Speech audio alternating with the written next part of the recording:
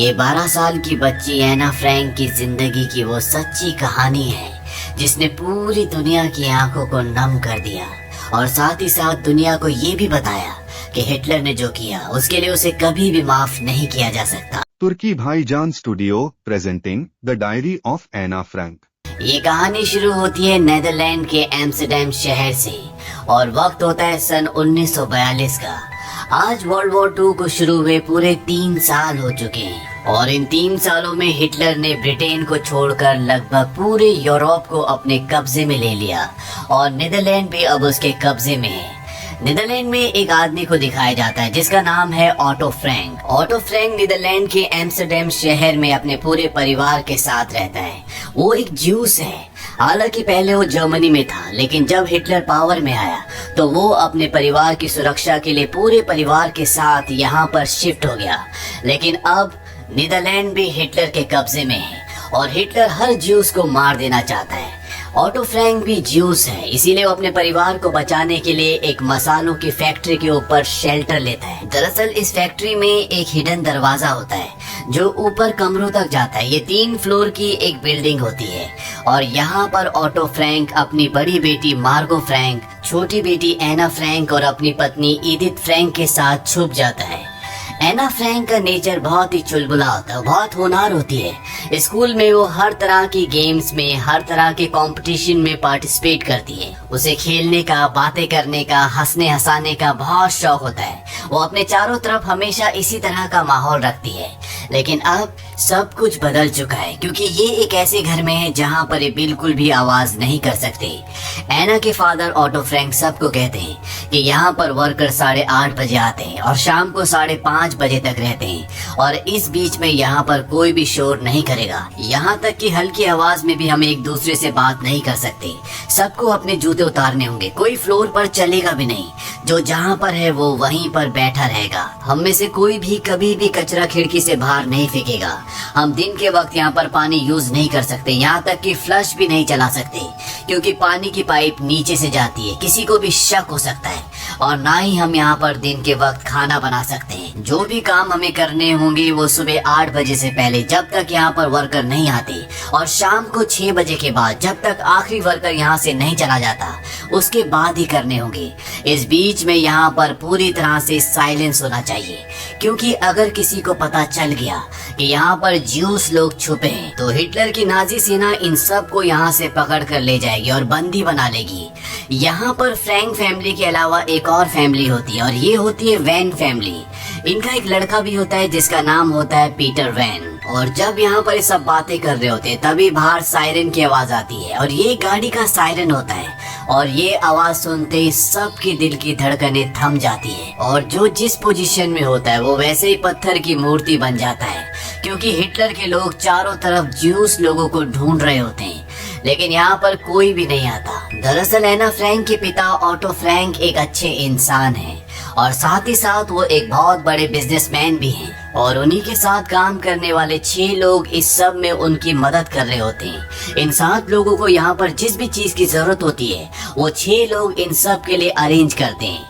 इनका यहाँ पर आज पहला दिन होता है और जब नीचे मसाले की फैक्ट्री में लोग आना शुरू होते हैं तो यहाँ पर जो जहाँ पर बैठा होता है वो सिर्फ अपनी जगह पर बैठा रहता है, वो इशारा भी नहीं कर सकता। एना फ्रैंक को किताबें पढ़ने का बहुत शौक होता है, इसीलिए पूरा दिन वो किताब पढ़ती है और 6 बजे जब तक यहाँ के वर्कर चले नहीं जाते ये सब के सब इसी तरह से पत्थर की मूर्ति बनकर बैठे रहते हैं और इन्हें नहीं पता कि इन्हें ये सब कुछ कब तक करना होगा क्योंकि जब तक हिटलर की हुकूमत है इन्हें इसी तरह से जीना होगा। और 12 जून सन 1942 को जिस दिन एना का बर्थडे होता है, आज वो 13 साल की हो चुकी है और उसके पिता उसे बहुत सारे उपहार देते हैं और इन उपहारों में एक बहुत खूबसूरत डायरी भी होती है।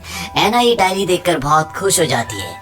वो कहती कि मेरे पास कभी भी कोई डायरी नहीं थी और वो अपने पिता के गले लग जाती है क्योंकि उसे ये तोहफा बहुत पसंद आता है। हालांकि 13 साल की बच्ची के लिए ये तोहफा बहुत अजीब है, लेकिन उसके पिता उसे कोई भी ऐसी चीज नहीं दे सकते जिससे यहाँ पर शोर हो। एना अब यहाँ से लिखना शुरू करती है और वो कहती है कि मेरे दिल में जितनी भी चीजें दफन है वो सब मैं इस डायरी पर लिख देना चाहती हूँ। वो लिखती है कि मुझे यहाँ पर बहुत अजीब लगता है, मुझे कुछ समझ नहीं आता। हम बाहर नहीं जा सकते, हम फ्रेश एयर नहीं ले सकते, हम खेल नहीं सकते, हम कूद नहीं सकते, हंसी मजाक नहीं कर सकते। ऐना जो जो फील कर रही होती है वो सब कुछ उस डायरी में लिखना शुरू कर देती है।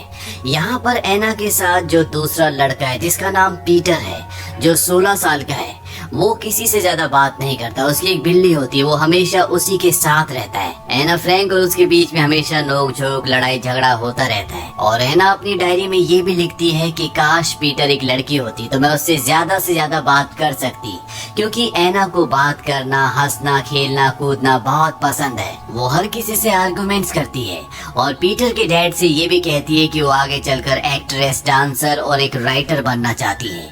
धीरे धीरे यहाँ पर इनके दिन गुजर रहे होते हैं और किसी को कानों कान खबर नहीं होती कि इस मसाले की फैक्ट्री के ऊपर ज्यूस लोग रहते हैं।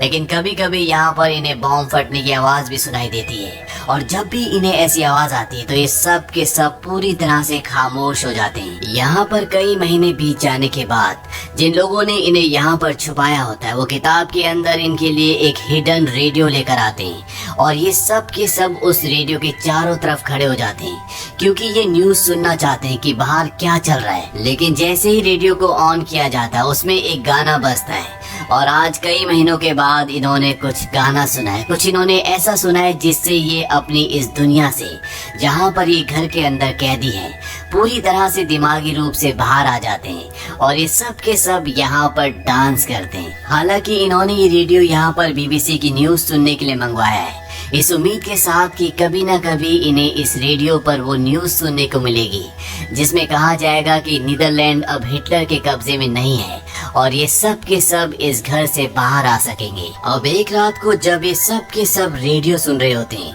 तभी इन्हें एहसास होता है कि दरवाजे पर नीचे कोई है और वो आदमी अंदर आने की कोशिश कर रहा है और अगले पल वो आदमी दरवाजे से अंदर आ जाता है और इन सब की सांसें रुक जाती है। इन्हें लगता है कि अब ये पकड़े जाएंगे।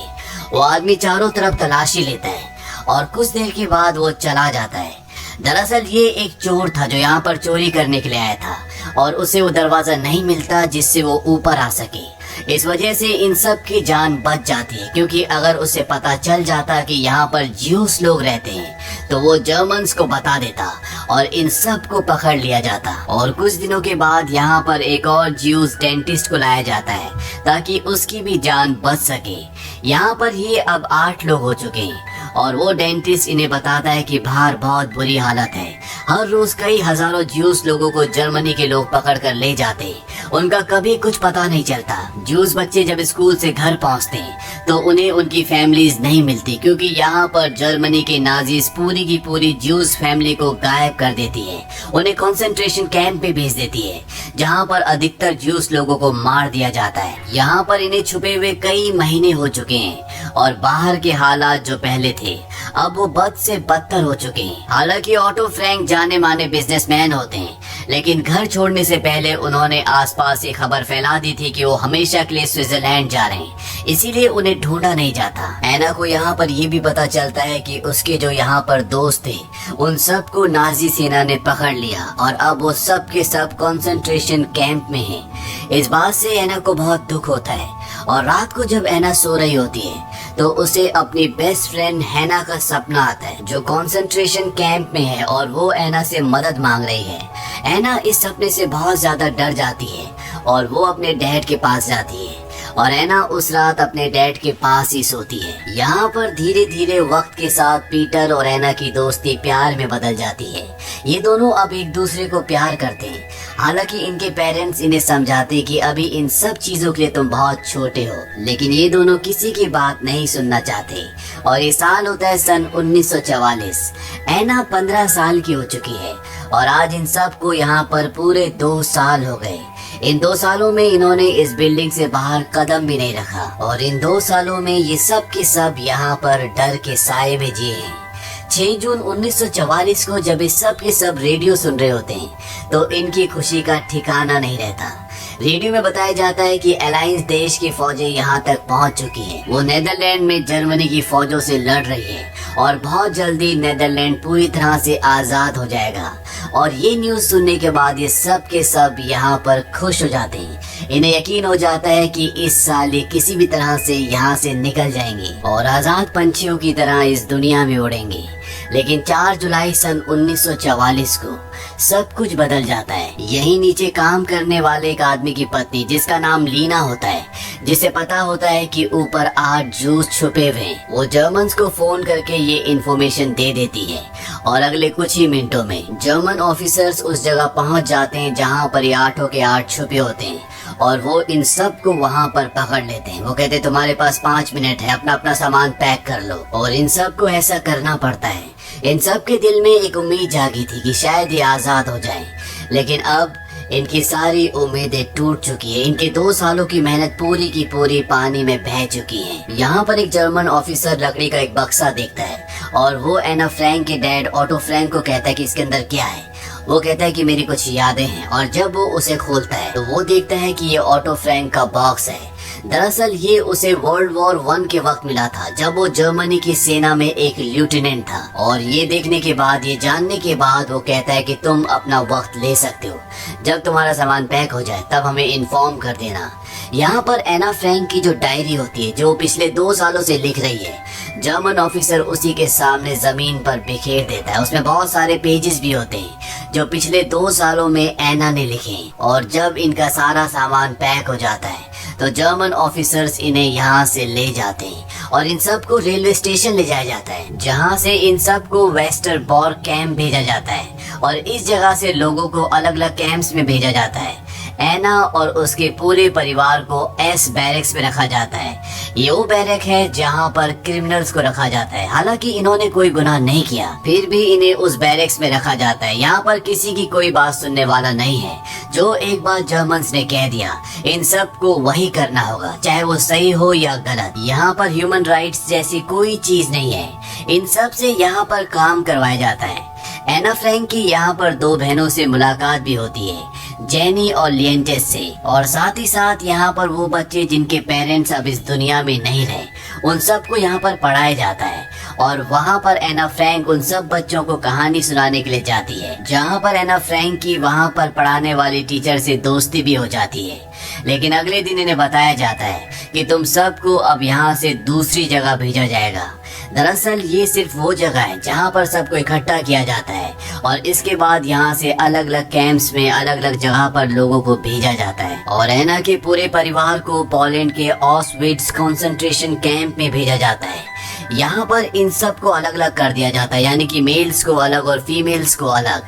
यहाँ पर जितनी भी फीमेल्स होती है, उनके शरीर में जितनी भी एक्सेसरीज होती है, उन सब को ले लिया जाता है।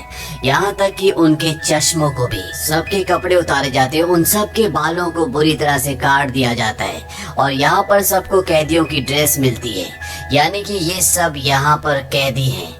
एना फ्रैंक जो कभी चिड़िया की तरह चहचहाती थी, अब वो बिल्कुल खामोश हो चुकी है और बहुत कम बात करती है। यहाँ इस कैंप में इन सब से हार्ड वर्क करवाया जाता है, इनसे गड्ढे करवाए जाते हैं और खाने के नाम पर इन्हें कुछ भी नहीं दिया जाता। एक दिन इस कैंप में कुछ जर्मन ऑफिसर्स आते हैं और वो यहाँ से कुछ लोगों को म्यूनिशन कैंप में ले जाना चाहते हैं, जहाँ पर लोगों को खाने के लिए अच्छा दिया जाता है, क्योंकि वहाँ पर उनसे हथियार बनवाए जाते हैं। और इस काम के लिए एना फ्रैंक की बहन मार्गो फ्रैंक को और उसकी मॉम एडिथ फ्रैंक को चुना जाता है। लेकिन एना 16 साल की है, इसीलिए उसे इस काम के लिए नहीं चुना जाता। और एना फ्रैंक की मॉम नहीं चाहती कि वो अपनी बेटी को अकेला छोड़े, इसीलिए उनकी बड़ी बेटी और वो खुद भी यहीं पर रुक जाती हैं। हालांकि उनके पास मौका था, लेकिन वो मौका उन दोनों ने एना फ्रैंक के लिए छोड़ दिया। लेकिन किस्मत इनका साथ यहाँ पर बहुत ज्यादा नहीं देती। एक दिन जब एना फ्रैंक की मॉम एडिथ फ्रैंक मिट्टी खोद रही होती है, तो वहाँ पर उन्हें एक लेडी आकर बताती है कि यहाँ इस कैंप में जितने भी बच्चे थे, उन सबको यहाँ से दूसरी जगह ले गए।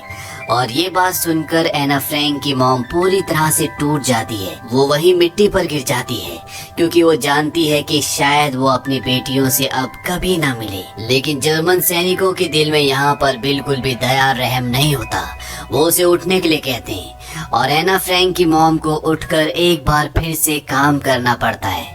वहीं दूसरी तरफ भी दिखाया जाता है कि एना फ्रैंक और उसकी बहन मार्गो फ्रैंक एक दूसरे कैंप में पहुंच गए हैं और यहाँ पर टेंट के अलावा कुछ भी नहीं है, यानी कि यहाँ पर पत्थर के घर नहीं है, चारों तरफ कीचड़ है।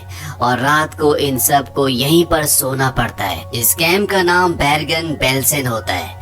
रात को जब ये सब सो रहे होते हैं तो यहाँ पर बारिश आ जाती है, यहाँ पर तूफान आ जाता है और इनका पूरा टेंट उड़ जाता है। लोग यहाँ पर चीख रहे होते, चिल्ला रहे होते हैं, लेकिन इनकी चीख और पुकार सुनने वाला आसपास कोई भी नहीं है, क्योंकि जर्मन इन्हें इंसान समझते ही नहीं। एना फ्रैंक और उसकी बहन मार्गो फ्रैंक को यहाँ पर लकड़ी का बना हुआ एक घर दिखता है जहाँ पर बहुत सारा सामान होता है, और जब वो उसके अंदर जाते हैं तो ये देखते हैं कि वहाँ पर जेनी और लिएंटेज हैं, जिनसे ये कैंप में सबसे पहले मिले थे, और ये चारों की चारों रात यहीं गुजारते हैं। और अगली सुबह जब वो उठकर बाहर आते हैं तो वो देखते हैं कि बाहर लोग जमीन पर गिरे पड़े, वहाँ पर चूहे घूम रहे हैं, लोगों के पास ठंड से बचने के लिए कपड़े नहीं है। यहाँ पर महामारी भी फैल रही होती क्योंकि चारों तरफ गंदगी बहुत ज्यादा होती है।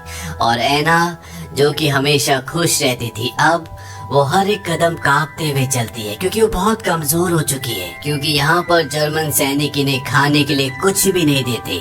हालांकि यहाँ पर एक दीवार भी होती है और दीवार के उस तरफ जो दूसरे कैदी होते हैं उन्हें खाने के लिए दिया जाता है, लेकिन इस तरफ वालों को कुछ भी नहीं दिया जाता। उनकी नजरों में ये सब क्रिमिनल हैं और इनको दीवार के उस तरफ जाना अलाउड नहीं है। अगर दीवार के उस तरफ ये जाने की कोशिश करेंगे तो जर्मन सैनिक इन्हें गोली मार देंगे। और एक बार जब एना दीवार के पास खड़ी होती है तो वो वहाँ पर मिसिस वैन को देखती है। मिसिस वैन पीटर की मॉम है जिससे एना प्यार करती है।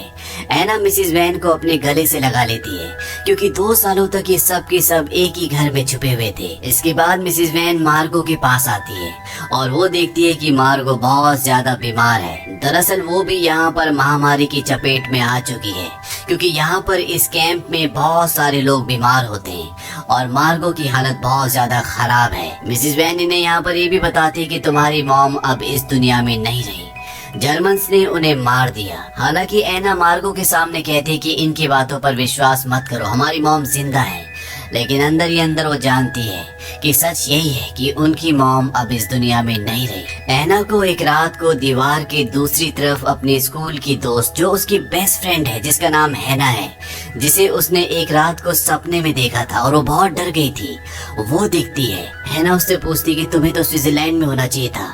एना कहती कि वो सिर्फ एक स्टोरी थी, हम यहीं छुपे हुए थे। हैना उससे पूछती कि तुम्हारा परिवार कैसा है। एना कहती कि अब मेरा कोई परिवार नहीं है, मेरे पिता को मारा जा चुका है, मेरी मॉम भी मर चुकी है और अब बस मार्गो जिंदा है। दरअसल एना को ये बताया गया होता है कि उसके पिता को गैस चैम्बर में डालकर मार दिया गया है। एना यहाँ पर पूरी तरह से टूट चुकी है। वो और उसकी बहन मार्गो कई दिनों से भूखे भी हैं। हैना एना को ब्रेड देती है, लेकिन यहाँ पर कोई उसकी ब्रेड छीन कर ले जाता है। हैना उसे कहती है कि अब मैं कल तुम्हें ब्रेड दे सकती हूँ, क्योंकि इन्हें भी खाना एक ही वक्त मिलता है। और अगले दिन एक बार फिर से वो एना को ब्रेड देती है। एना अपनी बहन के पास ब्रेड को ले जाती है जो बहुत ज्यादा बीमार है और कई दिनों के बाद इन्हें थोड़ा सा खाना मिलता है। यहाँ पर रहने वाले लगभग सभी लोगों के कपड़ों पर कीड़े भी पड़ चुके होते हैं क्योंकि वो बहुत ज्यादा गंदे हैं, चारों तरफ कीचड़ है, सब यहाँ पर बीमार हैं। और इसीलिए एना अपने कपड़े उतार कर अपने शरीर पर एक चादर लपेट लेती है क्योंकि उसके पूरे शरीर में खुजली हो रही होती है। और एक रात को मार्गो को एना अपनी गोद में लिटाती है क्योंकि उसकी तबीयत बहुत ज्यादा खराब है और वो उसे विश्वास दिलाती है कि हम वापस जाएंगे, हमारे अच्छे दिन आएंगे। और ये दोनों सो जाते हैं। सुबह पक्षियों की आवाज आती है और एना मार्गो को उठाती है ताकि वो पक्षियों की आवाज सुन सके, उन्हें देख सके, लेकिन मार्गो अपनी आंखें नहीं खोलती क्योंकि वो अब इस दुनिया में नहीं रही। और जैसे आसपास के लोगों को पता चलता है कि ये लड़की अब इस दुनिया में नहीं रही, वो उसके पैरों से उसके सॉक्स, उसके बेडशीट उठा लेते हैं। यहाँ पर सबको जीना है, लेकिन जीने के लिए कोई साधन नहीं है, इसीलिए मरे हुए लोगों की यहाँ पर कोई वैल्यू नहीं है। एना फ्रैंक के सामने उसकी बहन मार्गो की डेड बॉडी पड़ी है और एना आकाश की तरफ अपनी निराश आंखों से देखती है जैसे वो ईश्वर से कोई सवाल पूछ रही हो और ईश्वर के पास भी उसका जवाब ना हो। वक्त आता है सन 1945 का और वर्ल्ड वॉर 2 खत्म हो चुका है और यहाँ पर ये दिखाया जाता है कि एना के फादर ओटो फ्रैंक वो अभी भी जिंदा होते। उनकी मौत की खबर जो उनके परिवार को दी गई थी वो सब झूठ था ओटो फ्रैंक अपने परिवार की, अपनी बेटियों की इंक्वायरी करते, वो उन्हें ढूंढना चाहते हैं, लेकिन उन्हें बताया जाता है कि उनका पूरा परिवार खत्म हो चुका है। मार्गो की डेथ के कुछ दिनों के बाद एना फ्रैंक भी इस दुनिया से चली गई थी, क्योंकि वो बहुत ज्यादा कमजोर थी। उसके पास खाने के लिए कुछ नहीं था। उसने अपनी जिंदगी में सब कुछ खो दिया था। वो पूरी तरह से गुमसुम हो गई थी। ओटो फ्रैंक इसके बाद उस जगह जाते हैं जहाँ पर वो 2 साल तक छुपे हुए थे, और जिस लेडी ने उन्हें छुपने में हेल्प की थी वो ओटो फ्रैंक को वो डायरी देती है जो एना फ्रैंक ने 2 सालों तक वहाँ रहकर लिखी थी। उसमें उसने वो हर चीज लिखी थी जो वो फील करती थी, और उसी डायरी के आधार पर ये पूरी कहानी, ये पूरी फिल्म बनी है। एना के पिता एना की डायरी को पब्लिश करवाना चाहते थे, क्योंकि वो जानते थे कि एना एक राइटर बनना चाहती थी, लेकिन शुरू में कई पब्लिशिंग हाउसेज ने इस डायरी को छापने से मना कर दिया, लेकिन बाद में इसे छापा गया। इसकी शुरुआत न्यूज़पेपर से हुई, और आज तक एना की डायरी को 70 भाषाओं में ट्रांसलेट किया जा चुका है, और आज भी लगातार ट्रांसलेट हो रही है, और इसकी लाखों कॉपीज बिक चुकी है। एना फ्रैंक और उनका परिवार जिस घर में रुका था, आज भी वो घर ज्यों का त्यों है।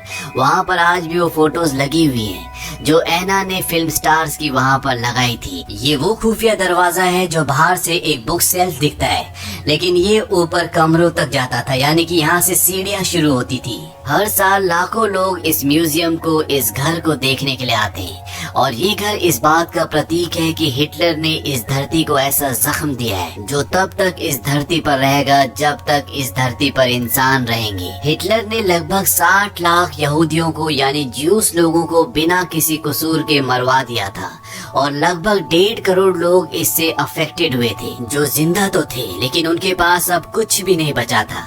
वो अपना काम, अपना परिवार, अपने रिश्तेदार सब कुछ खो चुके थे। एना के पिता ने एना के नाम पर बाद में एक ट्रस्ट भी बनवाया ताकि मजबूर लोगों की, जरूरतमंद लोगों की मदद की जा सके।